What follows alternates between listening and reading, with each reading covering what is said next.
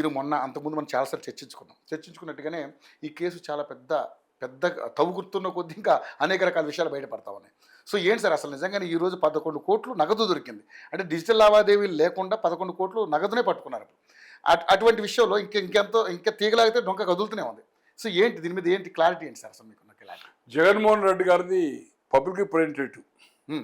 జగన్మోహన్ రెడ్డి గారి public representative Ramachandra Rao గారని మంత్రి ఉండే రామారావు గారి క్యాబినెట్లో 83లో కూకటిపల్లి సుదర్శన్ ఆయన కొడుకు ఏదైతుందో ఎమ్మెల్సీ టీఆర్ఎస్లో ఉండే హైదరాబాద్ అధ్యక్షుడు వాళ్ళ తండ్రి ఇప్పుడు నవీన్ అని గిట్టున్నారు కదా, వీళ్ళకి దగ్గర బంధం అనుకోండి.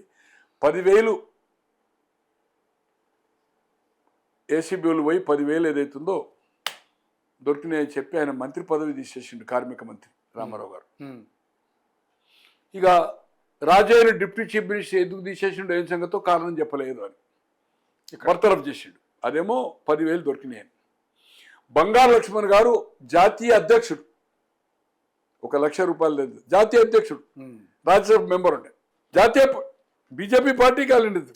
లోకసభ 71లో నెల్లూరు చేసిండు, 72లో మా దగ్గర మేడారం అంటే ఇప్పుడు రామగుండం అసెంబ్లీ చేసిండు, 77లో లోక్సభ పెద్దపల్లి చేసిండు తులసిరామ్ గెలిచినప్పుడు, 72 ఈశ్వర్తో ఇప్పుడు వెంకటస్వామి గారి కొడుకు ఇప్పుడు మంత్రి ఉన్నాడు కదా వినోద్ వాళ్ళ పెద్దనాన్న కొడుకు జి ఈశ్వర్ 72 ఎమ్మెల్యే ఉండే, డిసిసి ప్రెసిడెంట్ ఉండే. అలాగే 80లో లోక్సభ చేసిండు, ఓడిపోయాడు. 71లో నెల్లూరు ఓడిపోయాడు. ఆయన ఎక్కడ తీసుకుపోయింది? ఇక్కడ 78లో ఆయనకు ఎమ్మెల్సీ ఇచ్చి 30 ఓట్లు అలాట్ చేసిండు.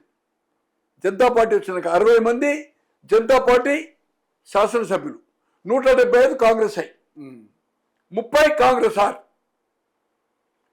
60కి ఇద్దరు ఎమ్మెల్సీలు ఇచ్చిండ్రు. ఒకరు బంగారు లక్ష్మణ్, కుమ్మిదిని జోషి అనేది సంథింగ్, అది కుమ్మిదిని ఆమె ఎవరు అంటే విక్రాంతి థియేటర్ వాళ్ళు ఉంది కదా, విక్రాంతి అంటే బసంత్ అనుకుంటా, మహబూబ్ నగర్.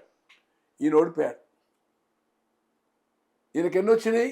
11 ఓట్లు వచ్చినాయి, 30 ఇస్తే 19 కరాసరి 19. Official candidate Congress candidate Lakshminarayana Yadav మాజీ మంత్రి,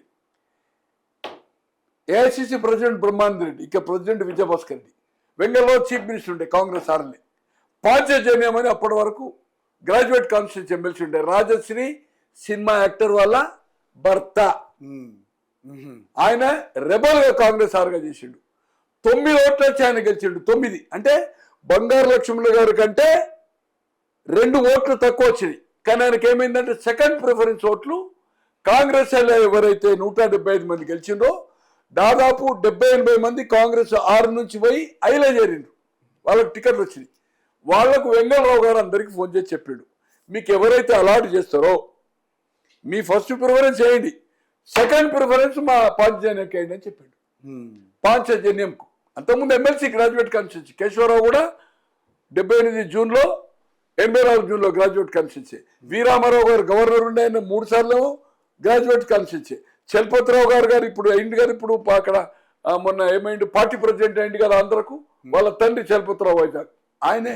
ఎల్ఎస్ రాజు గారు అని ఇక్కడ బీజేపీ పార్టీ నుంచి, అప్పుడు హైదరాబాద్ సికింద్రాబాద్ కలిపి 2 ఎమ్మెల్సీలు గ్రాడ్యుయేట్ కాన్స్టిట్యూన్సీ. మిగతా 8 జిల్లాలు, అప్పుడు ఉమ్మడి జిల్లాలు 9, రంగారెడ్డి కాలే కానప్పుడు చెప్తున్నాడు. 78 తర్వాత అయింది కదా రంగారెడ్డి, 10వ జిల్లా అయింది, ఒకటే ఎమ్మెల్సీ. తర్వాత ఏమైంది?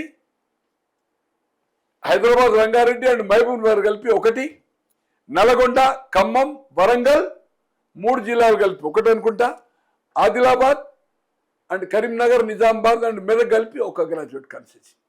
అయితే 9 ఓట్లు వచ్చిన పంజం గెలిచింది. అలాగే ఎమ్మెల్యేలను కానీ ఎమ్మెల్సీలను కానీ జడ్పీ చైర్మన్లు కానీ ఎంపీలు కానీ వీఆర్ టేకింగ్ ఏ సాలరీ. ఇది స్టేట్ గవర్నమెంట్ కనుక ఎంపీల మీద చేయలేరు. జగన్మోహన్ రెడ్డి అన్నాడు ఇప్పుడు ఎమ్మెల్యే, గతంలో ముఖ్యమంత్రి. ఏసీబీ అనుకుంటే కూడా అది కేసీఎంఐతో చెప్పలేను, కానీ రామచంద్రరావు గారిని ఏసీబీ వాళ్ళే ఇప్పుడు ఏదైతే రైడ్ చేస్తుండ్రో సిట్టోళ్ళే పోయి అక్కడ ఉంది కనుక సిట్ జగన్మోహన్ రెడ్డి గారికి ఇంటికి పంపి 1000 కోట్లు బంగారం 1,00,000 కోట్లు దొరకపోతుంది.